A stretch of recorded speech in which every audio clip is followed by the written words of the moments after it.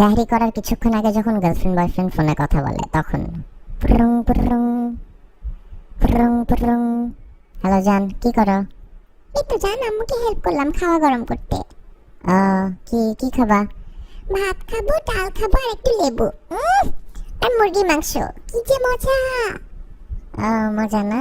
খাও তাহলে। আচ্ছা জান, আম্মু ডাকতেছে, সাহরি করে আসি। যাও, লাভ ইউ।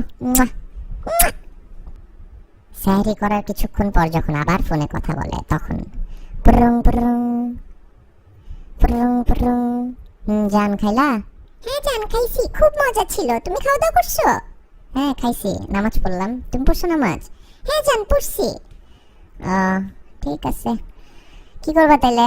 সকালে ক্লাস আছে না তোমার? যাও ঘুমাও, সকালই তো হয়ে গেছে অলমোস্ট। হ্যাঁ জান ঘুমাইতে যাচ্ছি। তুমি কি করবা? তুমিও ঘুমায় যাও, তোমার তো কোনো কাজ নেই। হ্যাঁ আমি একটু ফেসবুকে মেসেজ চেক করে ঘুমায় যাচ্ছি, এখনই ঘুমায় যাবো আর 5-10 মিনিটে। আচ্ছা ঠিক আছে জান, রাখি তাহলে। Love you. এইটা কি করলা? কই কি করলাম? এই যে মাত্র এটা কি দিলা? চুমা দিলাম। কেন, তোমার কমন সেন্স নাই? তুমি বুঝো না আমি রোজা রাখছি? রোজা হালকা হয়ে যাবে না আমার? মাথা খাটায় কাজ করতে পারো না তুমি? আরে আজব, একটা চুমাই তো দিলাম। সারাদিনই তো দাও, মন ভরে না? সারাদিন দিয়ে তোমার মন ভরে না কেন? তোমার এত চুমা দিতে হবে কেন ফোনের মধ্যে?